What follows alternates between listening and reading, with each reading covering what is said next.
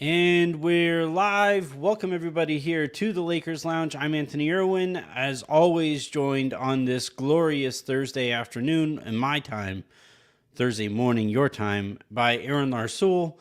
Aaron, I have decided, Uh-oh. definitively decided Okay. that Tuesday is the worst day of the week. Yeah, that we agree on. We've had this conversation before, Yeah, I and know, I that know. we I agree just on. I think that is the consensus answer on the worst day of the week. Your favorite day of the week is going to depend on your work schedule. You know, like that No, is it's Saturday is the best. You think it's no, because Friday, Saturday is the best. all right. So if you work in the restaurant or bar industry, I don't Mhm. think Saturday is your favorite day of the week. Okay. So if you work in the restaurant or bar industry, like Wednesday is your favorite day of the week Yeah. because okay, no. No, the correct answer is Saturday is the best day of the week. I agree though. Tuesday is the worst. I think you had at the last time we talked about this, or maybe the first time we talked about this. I think you had Monday as the worst day of the week, but no, Tuesday is worse. Monday you can get Yeah. the occasional, Day off. yeah, the occasional holiday. You know, the 3-day weekend. You can get the occasional Monday off, and Hmm. Monday's like the start of something new. Tuesday is the oh wait, I still have 4 more days of this shit. So Yeah. yeah, Right. Tuesday is the worst. Plus, there's no Monday Night Football. Yep. So unless I mean, the only thing that's good about Tuesdays, you can get some of that Tuesday Maction. The Mac conference plays games on Tuesdays sometimes for some reason. Sometimes. Well, not for some reason because that is the only day that people will watch the Mac conference play college football because there is literally nothing else. So yeah, I think Tuesday's pretty awful. Monday Night Football is, and early in the year, I think like Miami and Florida State, or yeah, I think it's Miami and Florida State will often play on a Monday just randomly. So you can get some football on a Monday. Monday's better than Tuesday. Yeah. Tuesday's the worst. Wednesday, you're like, oh, it's hump day, right? So like, oh, we're finally getting over this. Yeah. So yeah, Tuesday's the I worst. I always find myself midway through Tuesday saying to myself, fuck me, it's only Tuesday. And I think that is like, Mm-hmm. that is to me, like Monday, you're kind of like prepared. You're like, all right, this is going to suck. You know, Monday is going to suck and you can get yourself ready for it. But Tuesday, you're like, God, we aren't even halfway through this shit. Come on. Are we? You Do you know? want to break some news? That should be good for your analytics, right? Do you want to break some news? I Sure. think the schedule is coming out today. I think. Yeah. But in case you hear this before the schedule is released, or if it isn't released today, Lakers fans are going to like January. Oh, that's what I'll say. How about that? Okay. The All right. Lakers are going to be. How about this? The Lakers are going to be home a lot and in California a lot for My, January. my, Almost old, all of January. Almost all. my, The Lakers will be home almost all of January.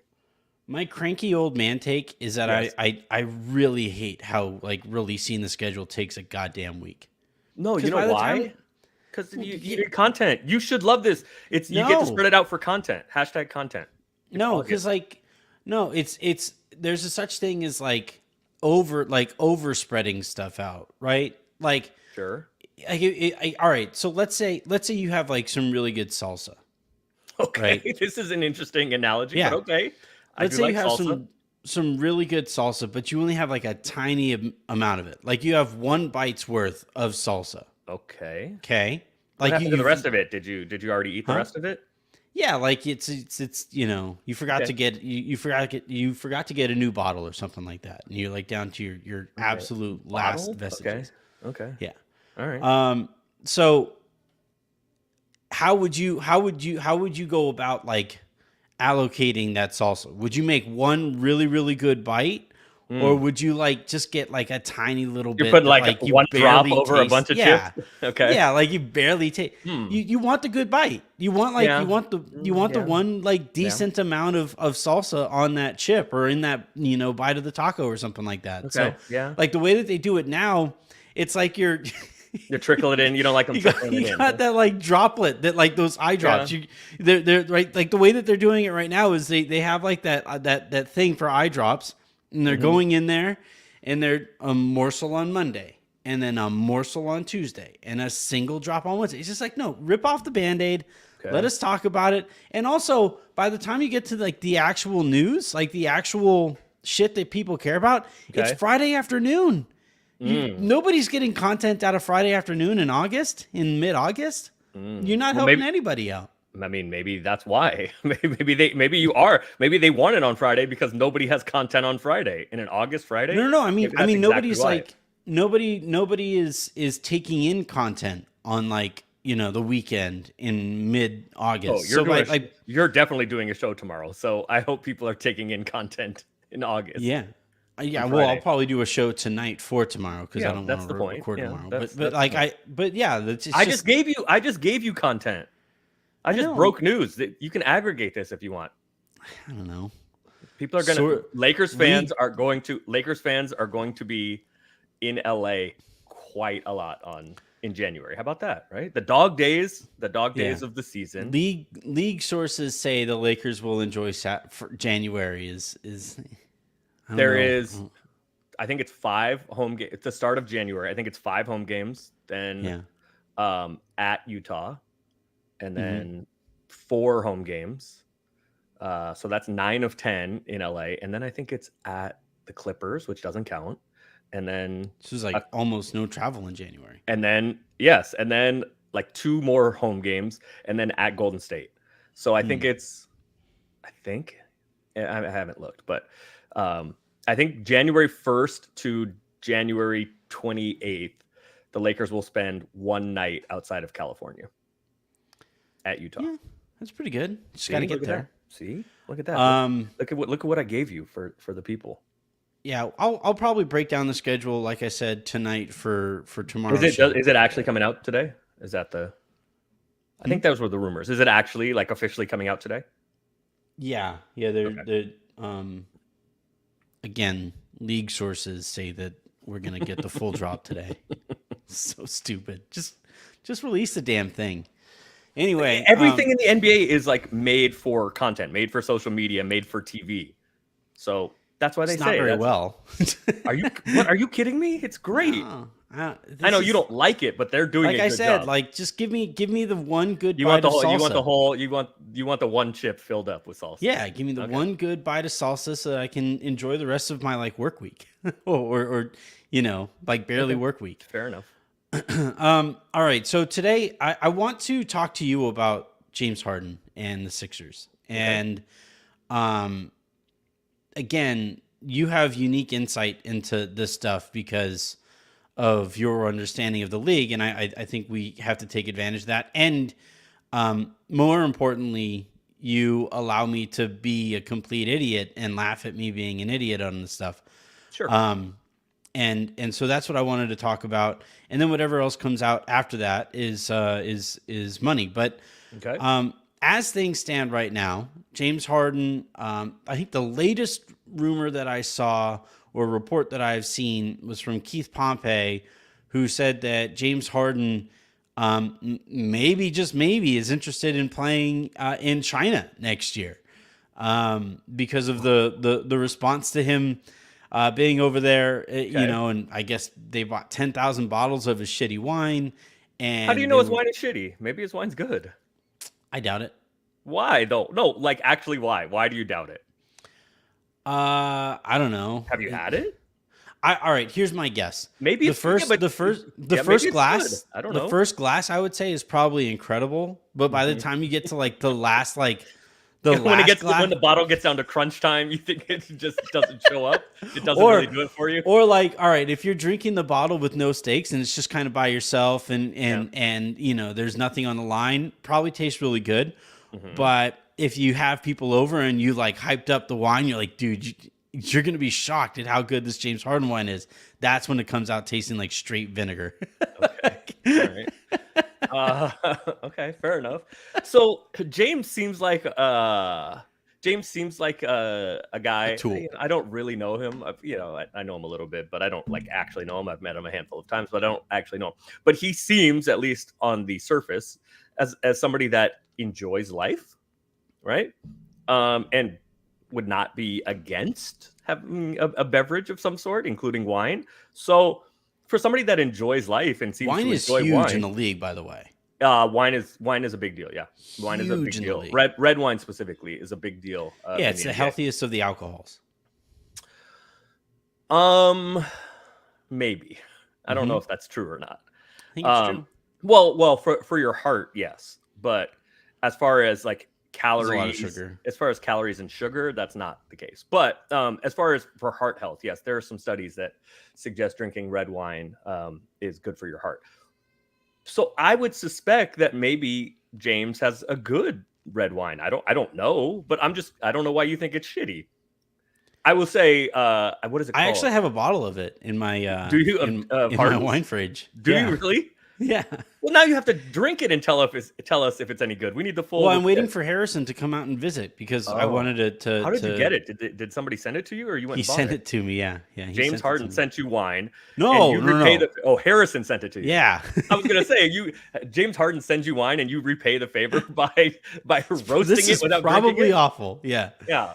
Diamond and Key, which is Klay Thompson's, is actually really good. I bought some when Michael sent it to me, and then I actually bought some, and it's really good. So I could see that because like I could see Clay caring that it's really good. I just don't see James Harden caring that his wine is very good. Like I think he cares a lot more about the label on his wine. Like is this label sick? Is this like yeah, this label's great. I didn't know that Harrison sent you some. That is a great bit. I love Harrison. that. Harrison has sent me some of the most ridiculous shit. I have a Brooklyn Nets shot glass because he was convinced I was a Nets fan because of how I took the D'Angelo Russell trade. Okay. I heard you guys talking about that the other day. Yeah. Yeah, I have to find. I'd have to go through and find like all of the stupid gifts that he has sent me, but he has sent me his fair share of hilarious and stupid gag gifts. My favorite gift that I've ever sent, I sent to Zane for our like Silver Screen and Roll holiday gift exchange thing. Okay.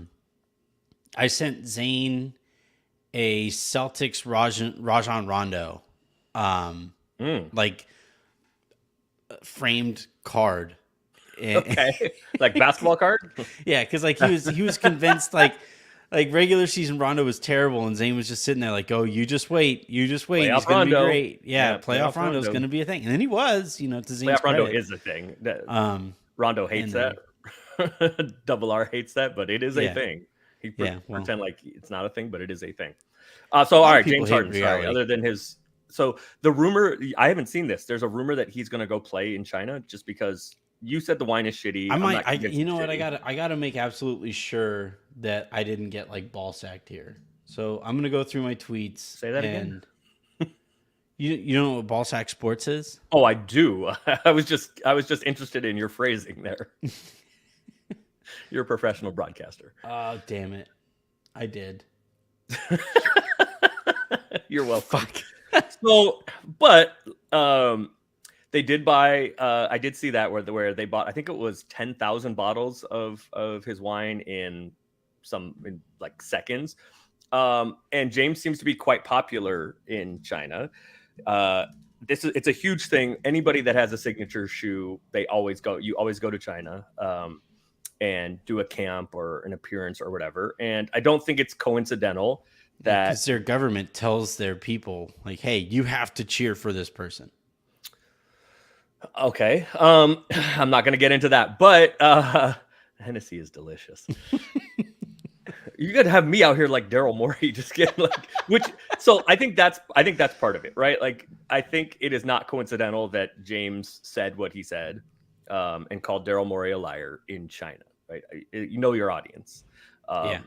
So I think that is going to be well received. You have him like aware of geopolitical topics. He famously wore like a Blue Lives Matter mask, and then like the explanation for it from I forget like which rapper it was, but the rapper was like, James Harden spends zero time whatsoever on the internet. He has no idea what he's wearing. Oh well, I know Lil Baby's his boy, but yeah. So no, I don't. Not like no. I don't. How about this? I don't know. Maybe I don't know. But what I do think James is aware of is that because it was a huge thing in the NBA, is that Yeah. Daryl Morey was not all that popular in China. And so I do think Or that in the NBA, frankly. depends. But I do think that James knew that Daryl Morey is not particularly popular in China.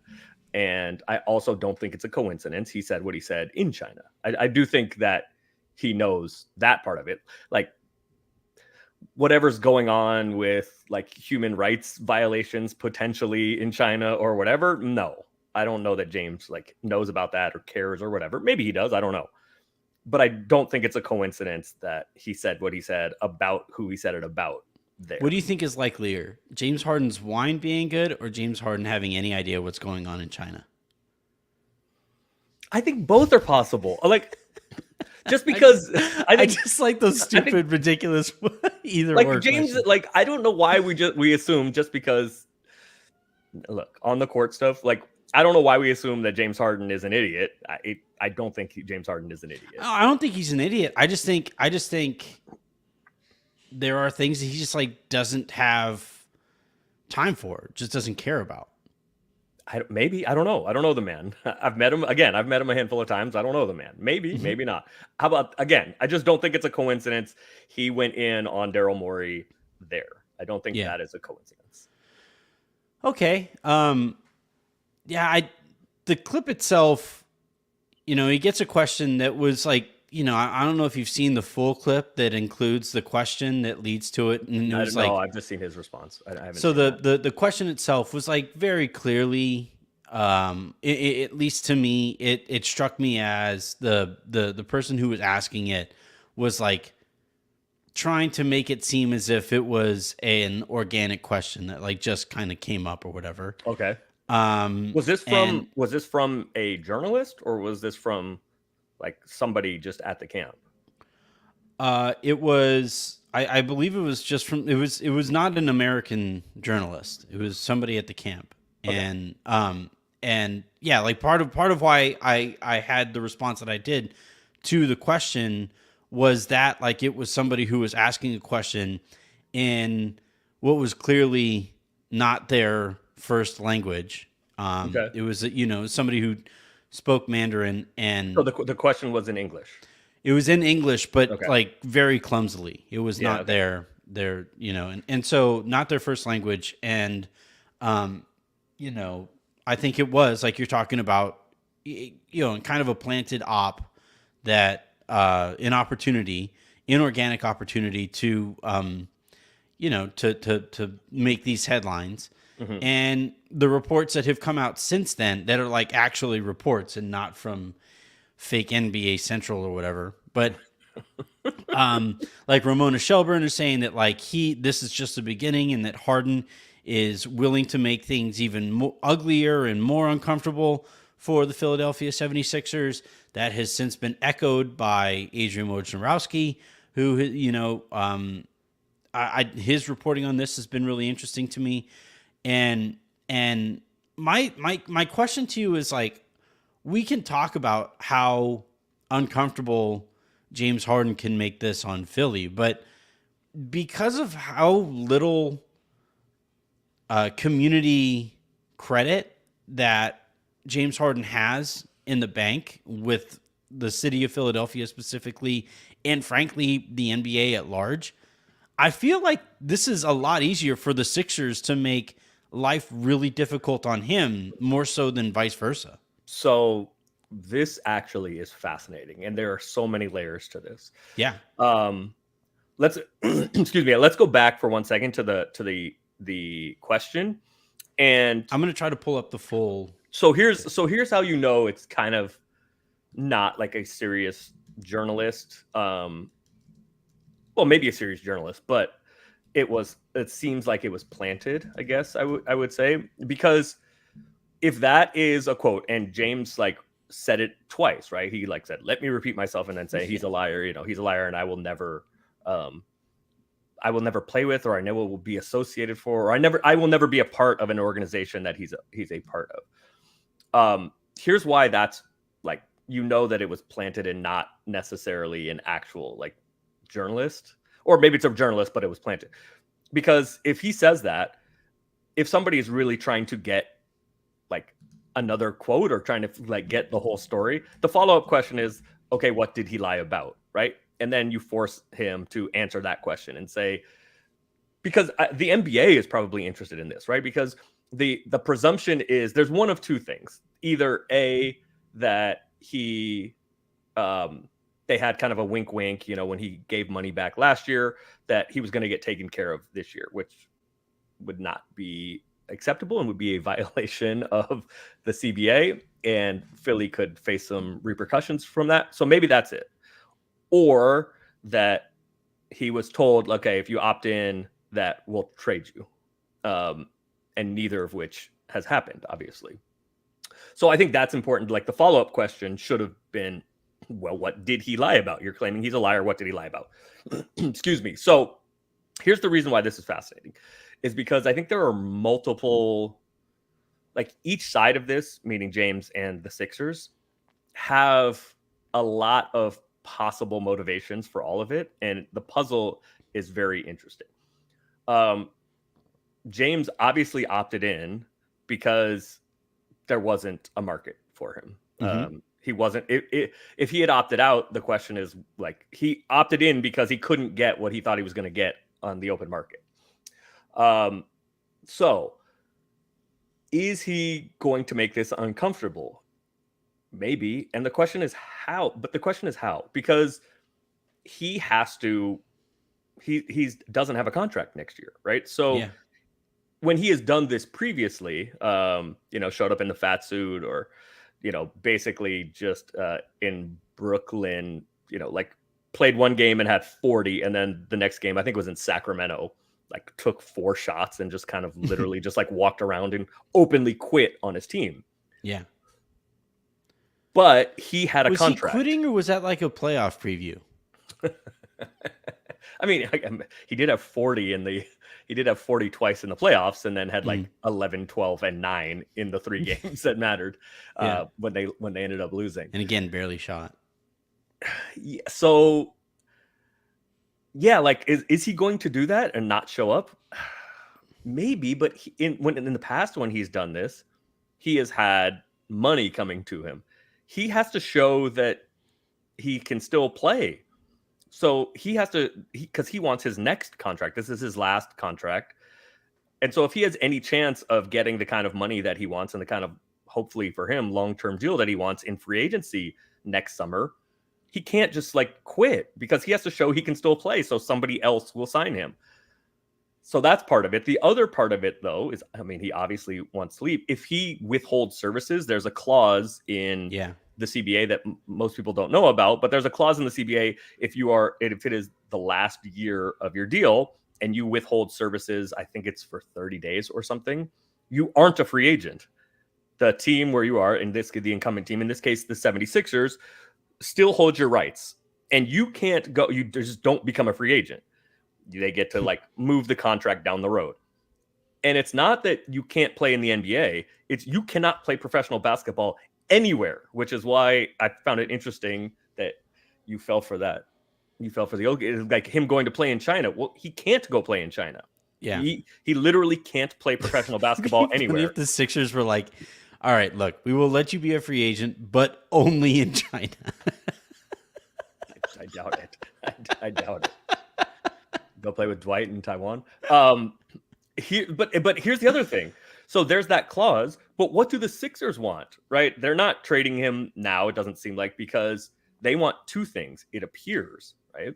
They want to still be competitive. If they trade him, they want to still be competitive. They want to get whatever back so that they're still competitive, because they're worried about Embiid and what he wants and Embiid leaving. But they also want the flexibility next offseason, because Harden's contract comes off the books, and Tobias Harris. So they're going to have like $70 million in cap room next summer to go sign somebody or take, a superstar in and trade. So if James withholds his services, and they can just kick the can down the road and say, okay, you can't go play anywhere else, we have your rights until you decide to play, I'm not sure they want that. I think they may just want him gone. They want the money next summer. So I don't think So the question, like, if he withholds services, will they invoke that clause, or they'll just say, "Fuck it, we don't care. We want this dude out of here anyway." So, Well, they can pay him. Isn't there a part of either that clause or a different clause that they could pay him like a fraction of what he's actually owed this year?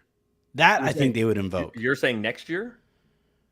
This year, the year that he withholds services, So- if he decides to withhold services, like he can be owed 191st of. Oh no, what they can. he's- Yeah, no, they can fine him. They can fine him every day he withholds services. They can fine him.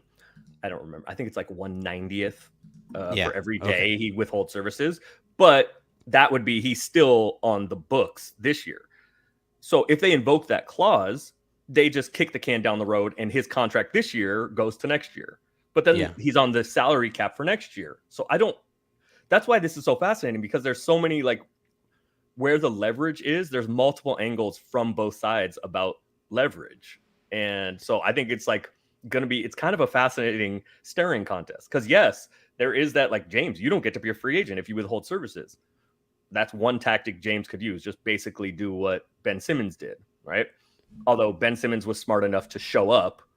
So he wasn't withholding services, and then Doc Rivers kicked him out of practice because he was like practicing with a cell phone in his pocket.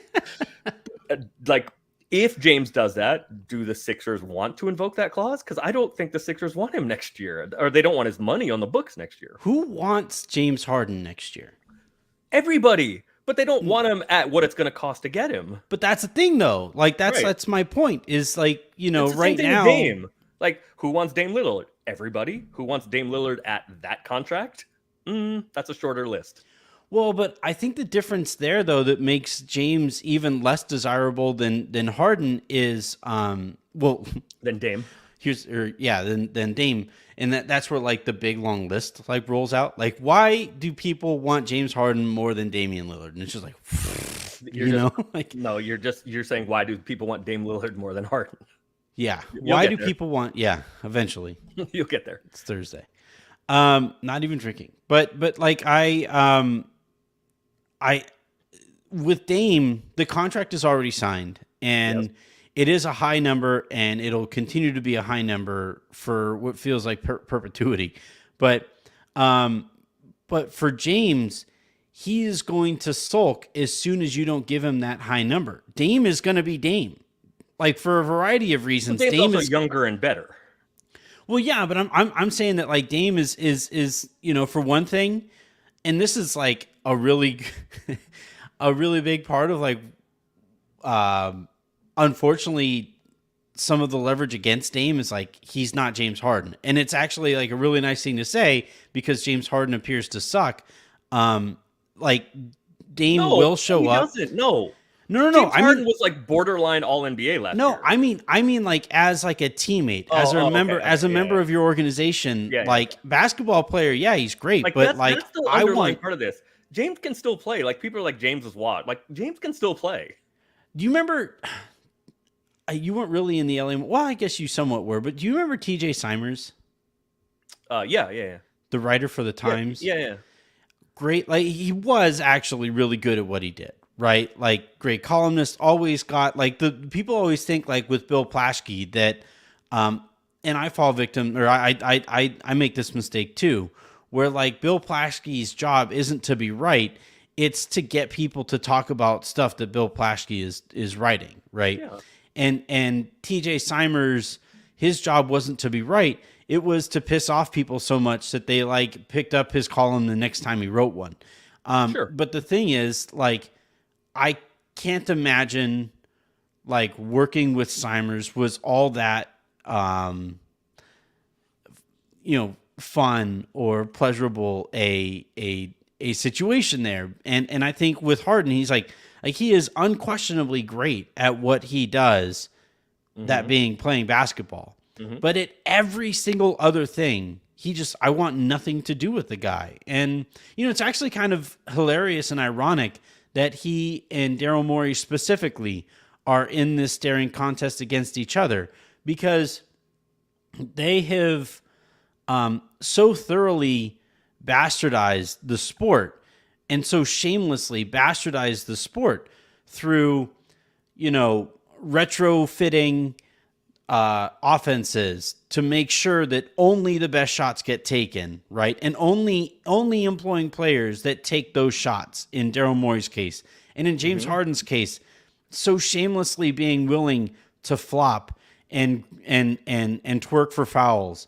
And it's so perfect that both of these people who have, like, in many ways made a mockery of the NBA's regular season are stuck in this boat together.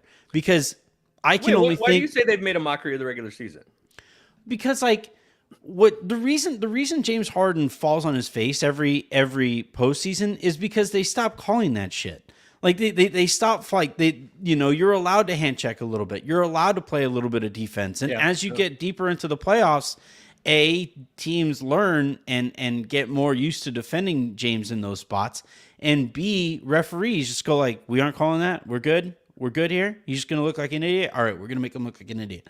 Yeah. And in the regular season, though, like on a random Wednesday night in Milwaukee, he's going to get all of those calls because, like, that's just how it works. And I think that's been part of the devaluation of the regular season is the difference in how the game is called in the postseason versus how it's called in the regular season.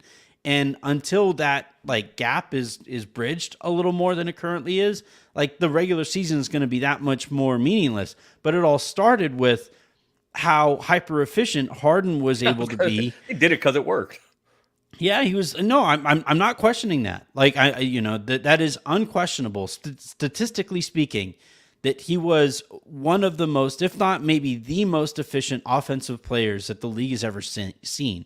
But he did so in such an insurance fraud fashion that, like, it makes those regular season accolades all the more ridiculous to look at looking back. And the takes that spawned out of that too, where James Harden is better than Kobe. Look at the numbers that James Harden is putting up. And Kobe was never this efficient. And it's like, yeah, because Kobe like had some shame. Kobe like recognized. No, that's not it. It is. No, it's not. No, there's like James Harden is a better offensive player than Kobe. Period. False. Kobe's a better basketball player because he's not. Because Kobe was a good good and sometimes great defensive player. Harden was more willing to do a bunch of stuff that, like, you should not be willing to do on a basketball court, and grifted his way to a bunch of stuff that he should not have been able, like, a bunch of production that, like, isn't like representative of how good he was. And he's going to finish like third, probably all time in 3-pointers made. Cool. Fantastic. I'm not suggesting it works like so well in the postseason. Like, I mean, look, hold on. To be fair, like, James has not had great postseason success. That is fair. However, to say that it was like didn't work, that style didn't work in the playoffs, I don't think that's entirely fair because they were the only team that didn't, like, just shut down operations. Literally the only team that didn't just say, like, we can't beat the Warriors with KD, so we're not going to try. They went after the Warriors and were toe-to-toe with them. They didn't end up winning, but they went toe-to-toe with those Warriors. That 0 for 27 those Warriors game? Are the what? The 0 for 27 game from three-point range? Sure. Okay. You know what that was? Karma. That was the sports god saying, like, you are not allowed to win this way. You are, and when you fail, we are going to make it as loud as you can possibly fail. And that failure is going to echo throughout the NBA's eternity because you are not allowed to have success this way. I mean, look, and I don't love the like spreadsheet PowerPoint presentation, the manifesto for the league. It's a Kevin Durant. Who the fuck wants to look at graphs when you're talking about basketball? Okay. So great. I understand. I don't, whatever, how we feel about that style of basketball. But to say that it just didn't work in the playoffs, if it wasn't for those Warriors, they probably win a title or two. Those were damn good teams, even in the playoffs. They used to kick everybody's ass in the playoffs. And then, right, like, look, if those Warriors are healthy, that's the best team ever. You're just not beating them. But they went after them and went toe-to-toe with them. So I still think the three-peat Lakers, like, beat those Warriors. The Warriors would embarrass them. Nope.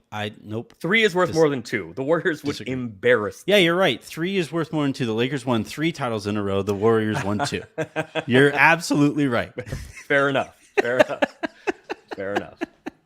That's the last team to three-peat, right? Yeah, those Lakers. Yeah, are I think it's the that's last team that'll ever do it. I don't think we're ever getting a three-peat. Yeah, ever. I mean, look, like if those Warriors couldn't, and they didn't because KD got hurt and Clay got hurt, so, but that is it's.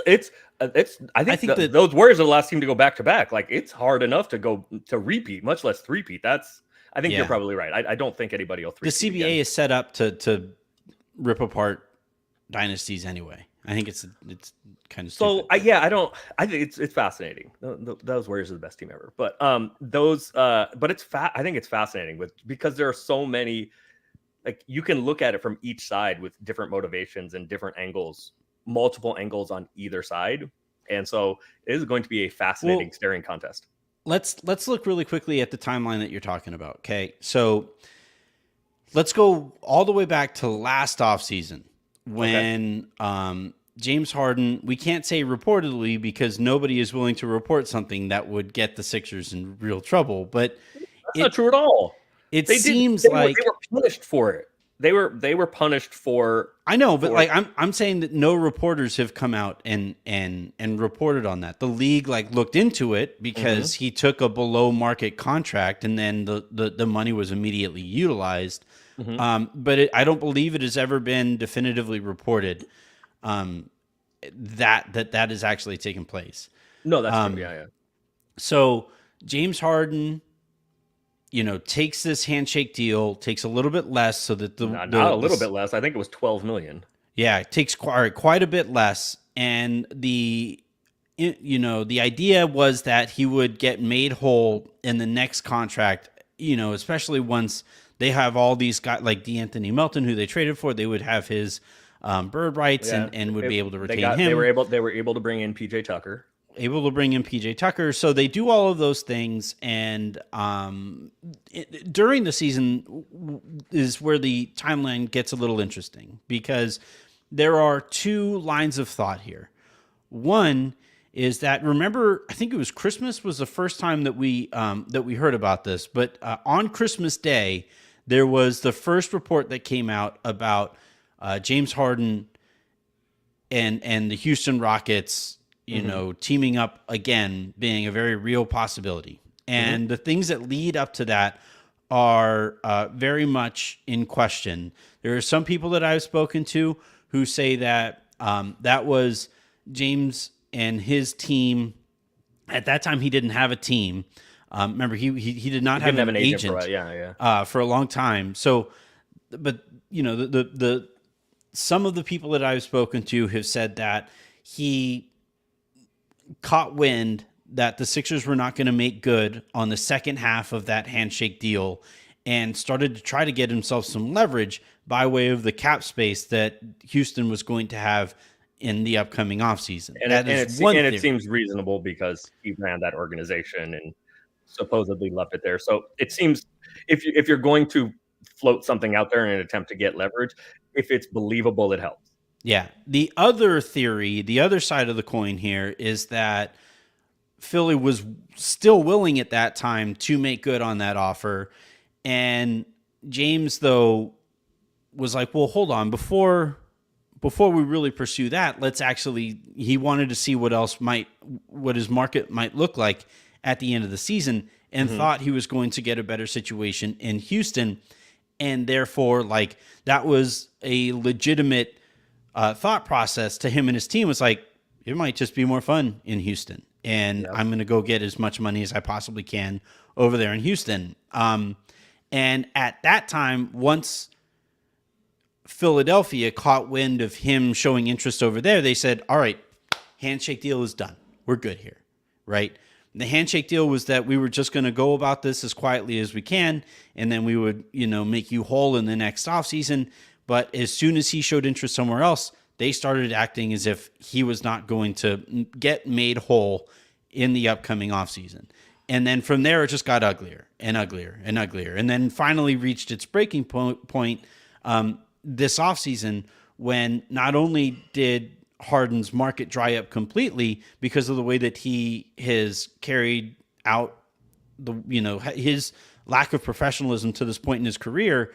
And then, because of the way that Philly kind of did their side of things, it limited his options as well. So he just kind of opted into his contract and said, fuck it, let's just try to get somewhere else.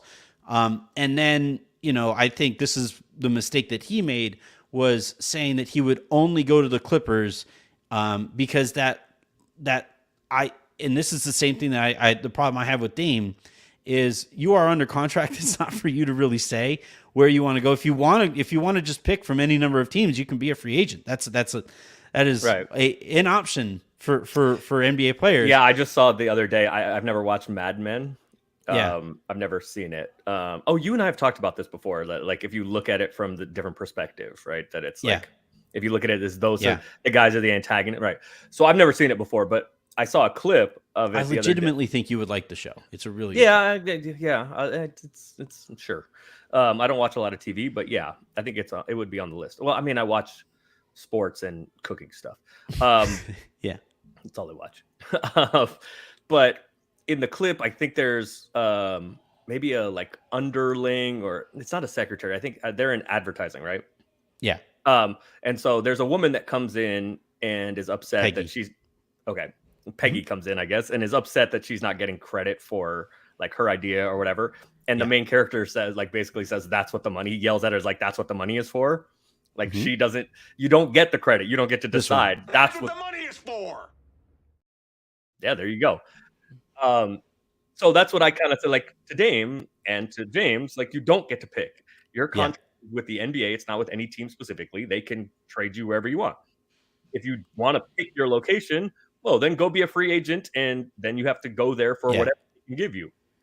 That's what the money is for. You don't get to where you go. That's the thing that, like, man, this is gonna sound crazy condescending and old, but this is the part of the NBA discourse from what I have noticed to be younger people in particular, is they'll say, well, you have to empathize with NBA players who can just get traded at any time. And it's like, that's what the money is for. That's what the money is for, is that like, you're right. When I was at Vox, at no point did I have to worry about like, can they trading me to the Athletic? Iowa? Right. Yeah. Yeah. Like that was not something that I had to, particularly worry about, but I was also paid significantly less than NBA players are, even like compared to industry standard. Right. And so, I just think, with this Harden situation and with the Dame situation, both of those guys, if they just like give them a list of teams. Yeah, no, I'm fine not with even that. Preferred destinations. Yeah. If you give a list of preferred destinations, I'm perfectly fine with that. And it honestly makes the job of the team that is trading you easier, because now that team has like some inherent leverage in saying that like, here is the market for this guy, and here's what other teams in this market are going to be willing to give up, and now we can get a respectable return for this player. Although I don't think it's possible to get a respectable return for Harden, even if there wasn't a single team that he was willing to go to, because like no smart team would give up anything of value for a player as disrespectful and unprofessional as James Harden has been. And that he's immediately going to act a fool because you aren't going to be willing to give him the contract that he thinks he deserves. But like I look at for both of those teams. So for the Sixers and for Portland, if the stars that they were trading gave them a list, there would be a way for them to save face here with the return. And frankly, I think Harden would be a Clipper already, and Dame would be a member of the Miami Heat already. A Heat. You didn't want to go with a Heat. A Heat. And Heat. Heat. But I think that'd be done already if they gave them lists of teams that they were willing to go to, because they would get and they would say, like, you would say, all right, here's the list of teams that I would like to go to, and by the way, if you could maybe send me to X team, like it would be done. We'd be done here, and Christian would be a Laker. Like we would be able to move forward with our lives. So I disagree with one thing that you said, which is that you said James Christian Wood would be a Laker. Hennessy is delicious, brother. I don't know. I already gave away too much. I told you what the first draft of the schedule looked like. So my disagreement with you is, oh no, I don't disagree with anything you said. My disagreement is you said the one mistake that Harden made was just like saying there have been multiple mistakes. No, I don't even think that's the biggest mistake. Yeah, because it's been different, right? He has said his preferred destination is the Clippers, but he has not been as adamant and vocal about it as Dame with Miami. Like, I don't think James has said that's the only place I'll play, as Dame and his representation have alluded to enough that the league said the league was like, stop doing that. Do that. I think the biggest mistake that James made was opting in. He didn't have a market, right? Like, obviously, Houston doesn't seem like they were ever interested because they had the money and they had plans. Very specifically spent it elsewhere, including on another point guard. They did think they were getting Brook Lopez, and that kind of blew up in their face. But it was quite clear that they were giving Fred VanVleet that money. But if the market, you're right, the market wasn't there for him, and that's why he opted in. But I think that was the mistake. If he had opted out, even though the market wasn't there for him to go somewhere else and, get a max deal somewhere else, what are the 76ers doing? Yeah. What are they going to do? If he becomes a free agent, are they not going to give him what he wants? Whatever. Whether it's the max, 3 years and whatever, like, what are they going to do? Because they have no mechanism to replace him, and they don't want to lose him for nothing, right? Yeah. Like, they're not willing to trade him because they can't get anything close to what they want. So I think his leverage was like holding Philly's feet to the fire and saying, okay, I'm a free agent. Now what? Right? I'm opting out. Pay me. Because they, like with Kyrie, right? I don't like Dallas, everybody's like, Kyrie's not going to get, whatever. He's not going to get, nobody wants Kyrie. Okay.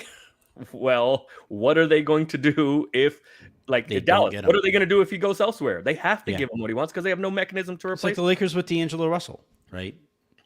It was. Yeah, but I mean, yes, but there's even less of a market for D'Angelo Russell, right? But with these max guys, it's a different thing. Yeah, right? Like, but what is Philly going to do? Yeah. So I think his mistake was opting in, because for that, Philly goes, all right, perfect, like, great. Like, you opted in, we have you for this year, and then you're out of here. We can trade you or not, and then what? But that's a mistake. Do you think if he had opted out, do you think Philly would have not offered him what he wanted? Because I heard a very interesting. Well, he wanted like a 5-year max. Like, he wanted the full, like, of course, everybody. Sure. So, like, I don't think Philly would offer that. Fine, but because like Kyrie didn't get that. Right. If he gets the same thing as Kyrie, which was, I think Kyrie got a 3 for 120 something, right? Yeah. And I think it's a player option on the 3rd year, I think. Yeah. Right. So fine. He's not going to get a 5-year everything. Yeah. But he would be in better shape than he is now. Yeah. Because Philly, like, okay, well, if you're Daryl Morey and you're Philly, you're like, all right, well, we're not going to give you. Okay, fine. Well, this is where I was having this conversation with Matt.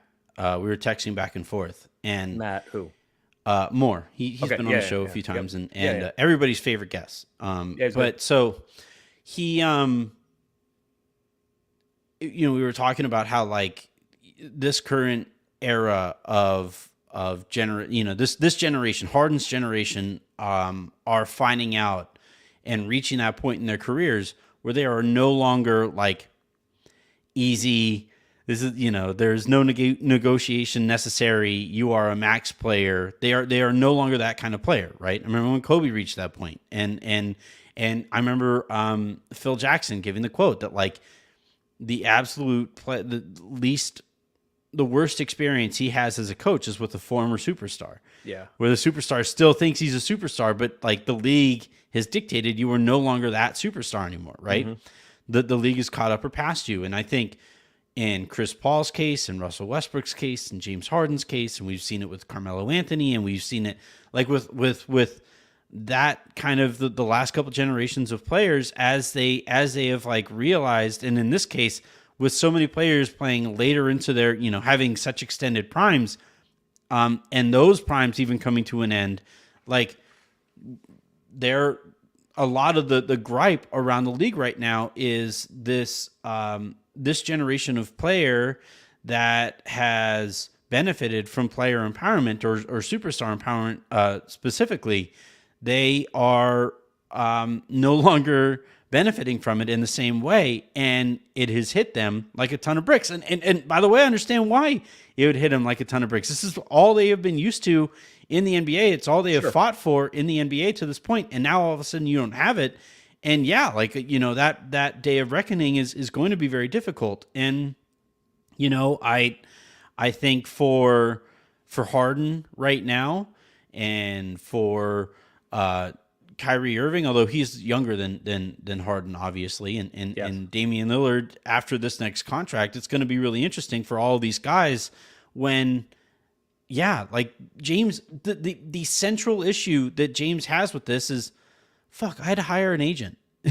like, you know, I needed to hire an agent because I have not had to negotiate to this point. Now I needed to negotiate, and negotiation sucks. Like, I nobody likes doing that. That's why people hire agents so that they don't have to do it. Some people enjoy it. Yeah, agents like doing it. Well, I actually heard, and this is like very instructive to this conversation.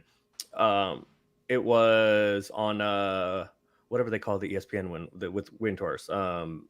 I don't remember what they call it. The collective, the Hoop. Yeah, Hoop Collective. Yeah. Which I think is good. But they had, I think it was their most recent episode, they had Mark Termini on, who used to be LeBron's agent and has represented a bunch of guys. And the conversation was about like negotiating in the NBA. And there's this thought, and this relates to Kyrie, it relates to James right now, and a lot of other guys, what you're talking about. And the thought around the league is, or not the thought around the league, the thought by fans and such is like a player wants X, but like their incumbent team, you know, if somebody goes out and they don't have a market, like, why do I have to give you, like in this case, let's say we'll use James Harden in Philly. Like if he become a free agent and, you know, the thought is like, well, what is his market? He doesn't really have a market. So if I'm Philly, like, why would I offer you more than I'm offering you? Because you can't go get that somewhere else. So that is the thought. But, and the thought is the player has no leverage. Well, the player has leverage because, okay, fine. If I don't have a market elsewhere, fine. But you have what are you going to do? If I leave, what is the team going to do? You can't replace me. So it's never thought of that way. It's always thought of, well, the player doesn't have a market elsewhere. So this obviously happened with Kyrie. Oh, well, Kyrie can't go get 40 million somewhere else. What are you going to do? Okay, well, if I go somewhere else, what is Dallas going to do to replace him? So yeah, I think it's a shift in how you have to look at this. That's why I think James should have opted out, because no, he may not have had a market elsewhere, but what was Philly going to do if he did? Yeah, it's I don't know how much longer James and his agent are going to be working together. Like it seems like bad advice that an agent should have. Yeah, I know the opting in. I mean, the thought is, well, he couldn't go get money elsewhere. The money dried up. Obviously, Houston had other plans, so go take the 35 million or whatever it is that you have, that you can get now. Okay, sure. There wasn't a market elsewhere necessarily. Again, what was Philly going to do if he opted out? They have to. What are they going to just lose him especially for nothing? With like and the second half waste of all a season of Embiid, and then watch Embiid get frustrated and be he like, already is. Clearly, it would appear. Like he already, like, based on some of the stuff that I've heard, already has like a foot out the door. Like he's pretty sick of how things have gone. Now Hennessy is delicious. Oh. The thing that, like, you know, the Hardens, the Embiids, KD to a certain extent, these stars who do like put a foot out the door because the situation hasn't lived up to their expectations, or they haven't won at a level commensurate with their expectations. It's like those stars are usually the biggest reason. Yeah, I mean, Embiid was the MVP last year, but then he wasn't. He's He shouldn't have been. Joker should have won it again. yeah. But yeah, I Well, mean, he didn't he have a should have great been playoffs. like in aggregate on the season. Joker didn't play the last like half of the last like month of the year. Joker should have won MVP last year. No, I disagree. Sure. Had he- Every metric would would agree with me and not with you. He didn't play like the last month of the Sure. season. Correct. If he would have played, and he was if he still would've- better, and he was still better than Embiid. okay, but if he would have played And I like think he even played more minutes. half-ass, I think he played more minutes than Embiid too. I mean, it doesn't surprise me. Like it's like I think AD played more minutes than Jaren Jackson Jr. He right? did. Yeah. And AD should have won Defensive Player of the Year. Yeah. But that is a different conversation. Yeah. Would you trade I AD agree with for you. Embiid? Wait, what? Would you trade AD for Embiid? Do you expect me to answer this question? Do you expect me to like participate in this discussion? I know. I honestly Hennessy thought is that delicious. like no, I thought a bottle of Hennessy would fly off camera and just like.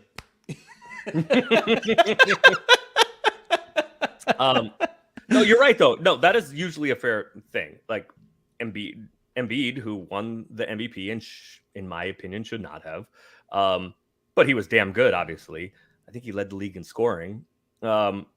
He was not great in the playoffs. So, yeah, I do agree with your premise that a lot of the time when guys get dissatisfied and have a wandering eye because they don't have the playoff success that they expect to, that often they are, if not the reason, one of the reasons, right? Like KD has not had, like KD wasn't any good in the playoffs last year in Phoenix. He had his moments, but he was very inefficient. He had those games that, like, right. So if you're looking at like, they lost to Denver, what happened? Well, KD, you weren't all that good. So I do agree with, like, I think your premise is sound. I don't know. I mean, maybe you've heard things that I haven't. I don't know. The real answer is I don't know if Embiid is frustrated and has kind of a wandering eye at this point, but if he did, it would be sort of understandable. And I think it is. Here's what I'll say. The league is paying very close attention to what happens here with Harden, but not because the league really cares about what happens with Harden. It's what does that say for Joel Embiid? And I do know that there are teams around the league. The league from a sense of like competition, not like the league. No, teams. No. Like the league as meaning like teams. Yeah. Are very focused on what happens with James and if he goes back and if he plays and if he cares or if he goes somewhere else and what they get back if he gets traded, not because of James and what that will mean for who, I don't think anybody thinks that James Harden is the final piece to winning a title or is going to change the landscape of the league, but which is crazy. What happens there, what happens with this situation possibly informs what happens with Embiid. And teams are very interested in what happens with Embiid. Is he going to resign there? Will he be available in a couple years? Will the 76ers have to end up trading him? Because the thought is he can be something that swings, championships and whatever. So the Harden part is kind of the appetizer to the real thing. People are paying attention to Harden. Harden's still a really good player. Again, he was like fringe all NBA last year. He's still a damn good player. But teams don't really care where he goes and are not paying attention to it because of what it means for him and wherever he goes ends up, whether that's on the 76ers or elsewhere. It's because what does that mean for Joel and his you've heard that he has 1 foot out the door, but that's what people are paying attention to in the league. All right, so I have heard. Now you're going with Hennessy is delicious. Well, no. All right, so I gotta make sure I don't misrepresent what I've heard. I think Embiid is still like if he had his way, he would stick it out in Philadelphia and win in Philadelphia.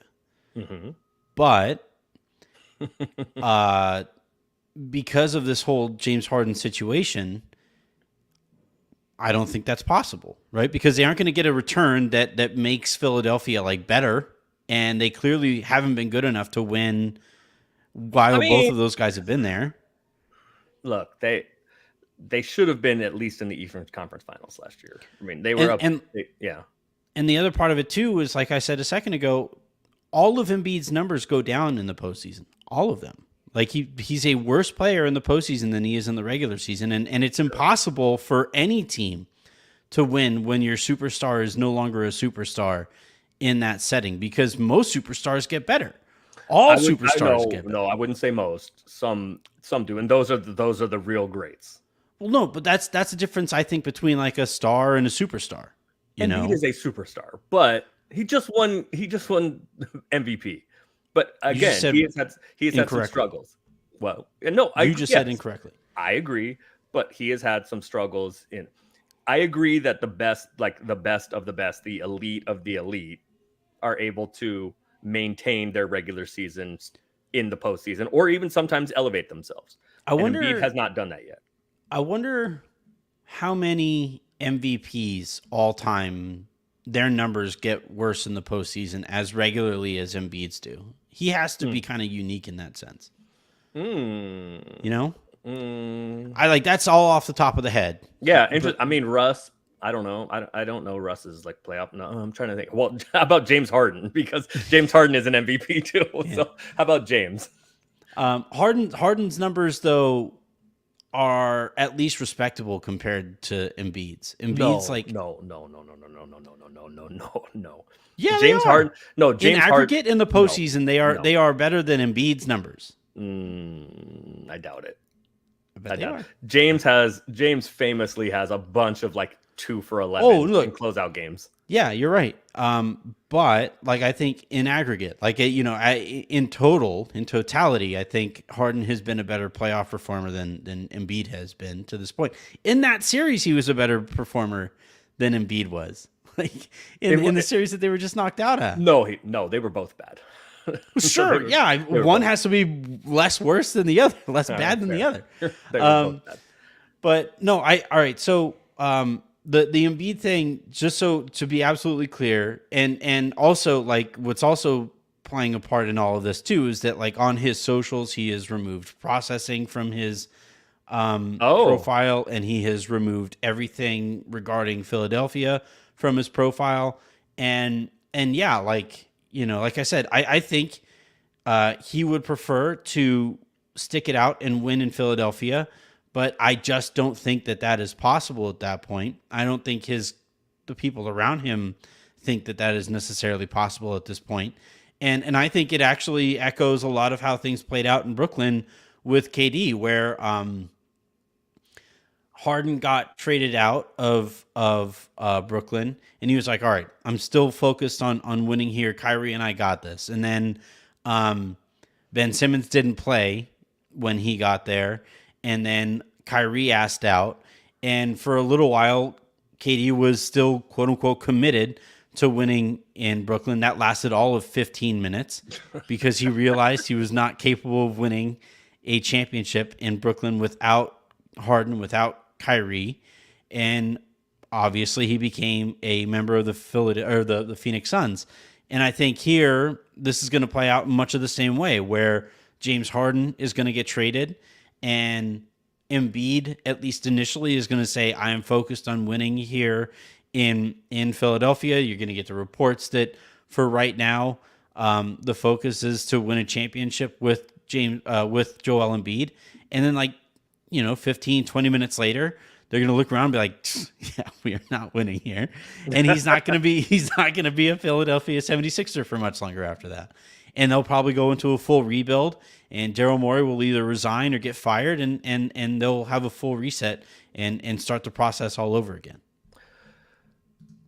I mean, yeah, but without being able to do the process again, right? Yeah. Because they gave up. I mean, depending on if they end up trading James, if they end up trading Joel, what they get back, but they gave a bunch of picks to get James. So Philly's draft is not. They're screwed. Draft is not in great shape. Yeah. They sent some picks with Simmons to get James. So again, depending on what they're able to possibly get back for either of those guys, but I think their preferred option here is James plays and they run it back and see what they can do, because they were damn good last year. And again, the playoff failings are what they are. But Harden and Embiid in the pick and roll was the single best play in the NBA last year. It was the most efficient offense in the NBA last year. So I think their preferred thing is to try to run it back because I think they don't want anything back. I mean, look, if they could find a trade for Harden that kept them as good this year as they were last year and gave them the flexibility after this season financially, I think that would be that's what they would do. But if that was available, they would have done it already. And so that just isn't available. So I think their preferred option at this point is James comes in. He may not be happy about it, but he knows he needs to show out because he wants a contract next offseason. And they run it back with the team, and then he leaves, Tobias leaves, and then they can see what they have. With like 70 million in cap space, whether that's bringing in somebody, right? And it's Embiid and Maxey are the kind of pillars of their team, and they have a bunch of cap space to bring in, a 2, a 3, or 4, whatever they can get with their. You'd have to get a better 2 than Maxey, like a better. Well, I think in this case Maxey just is their starting point guard at that point. No, but I'm saying like Maxey has, like, if they do all the things that you're talking about and they bring in somebody with all of that cap space, that player would have to be better than Maxey. I don't think Maxey can be like the second best player on a title team. No, maybe not. But Maxey's also like 21 or 22 and ascending. Sure. So and this is when they have to ascend defensively. He needs to ascend into being a decent defender. I don't know about that, brother. I'm not betting on it. Saying that's what needs to happen. So I think the processing, like they just don't have the draft capital available to do that. So unless they go full tear down, trade James, trade Embiid, and get a bunch of stuff back. Because I mean, look, from Embiid you could get all sorts of whatever you want. But you reset the process. You would get enough draft picks to reset the process. Yeah, but here's the thing: the process didn't really work. No, I'm not saying that it did. I'm just saying that is like the way that most of these teams respond to having to trade all of their superstars away. Is you try to get as much draft capital as you can. Ideally, you maintain your own draft capital, which Philly doesn't have, so that when you tank, there's incentive to tank. Right. So if you aren't going to get that draft, if you don't control your draft capital, what kind of like high upside draft capital can you get, and you try to reset that way. But and I think with Embiid, like send Embiid to OKC, and you can get all 353 million of their first rounders. The problem with that is, then they're going to be really good, and so those first rounders are not as valuable as at least their own. I mean, I would have first rounders from all over the league, but I would say try to get other teams first rounders, and I would probably bet, if I were Philadelphia, I would probably bet on like a first rounder from OKC like 5 years from now or 7 years from now. I guess their young core is good enough that it won't matter. What I was thinking I would bet on is like Embiid kind of breaking down or whatever, but it might not matter. So what you do is you send it this, like Brooklyn, right? You send an aging superstar. Yeah. You go get the Suns whole draft because you're betting, and you push it out because you're betting in 5 years, 7 years, whatever, after whoever you're trading isn't that guy anymore, that the team's not going to be any good. So that's the way you do it. But no, you trade him to OKC, who is an up and coming team. No. Yeah. You trade Embiid to OKC. OKC is going to be good for a long time.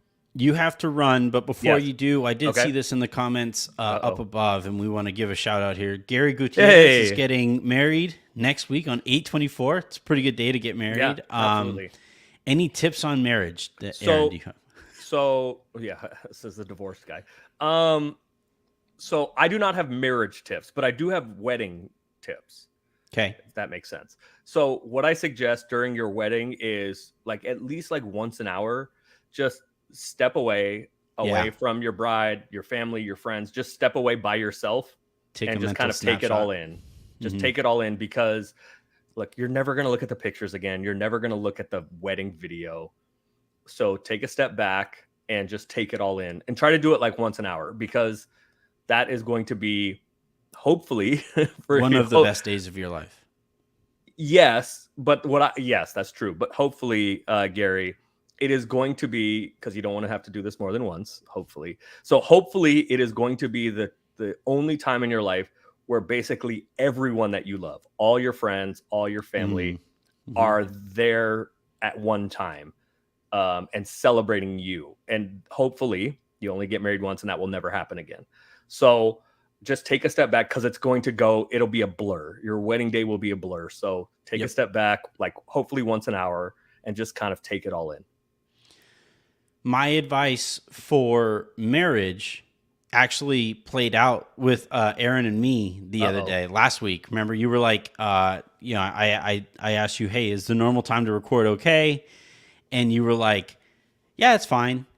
And I was like, oh, we can go any other time. We can, I'm pretty flexible today. And you're like, no, like I can record the normal time. And I go, well, the reason I responded the way I did is fine doesn't mean fine. Yeah. when you're married, fine is a 4-letter word. Like it is a bad word. You do not want that.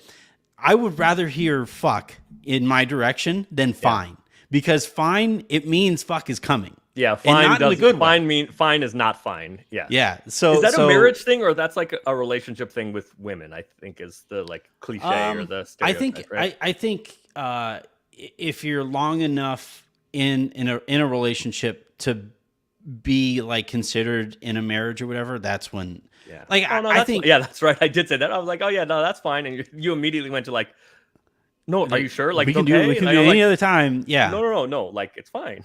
I am. That is one of the few words that like legitimately triggers me, because I know I have to like things are not okay there. So avoid the word fine, and if you do hear fine, you got to fix it. Like you got to hit. All right, what is not because fine is what not is not good. Fine? Yeah, what is fine not is fine? Not great. Yeah. Fine is not fine is like barely okay, and you need to do better than barely okay for how to have a lasting and happy marriage. Congratulations, though, Gary. Yeah. Enjoy your day. Congrats, Aaron's advice for the wedding itself is perfect. I absolutely agree with that. And yeah, that is going to do it here for us this week. Not this week. Tonight I will be recording a lowdown to go over the schedule whenever it drops. So keep an eye out for that. I will probably do that live as well, so I don't have to put that video up on YouTube. So I'll probably talk to you guys in a few hours or so. So until then, or until the next time you guys hear from us, I'm Anthony Irwin. That is Aaron Larsoul, and this has been the Lakers Lounge. Best time of my life.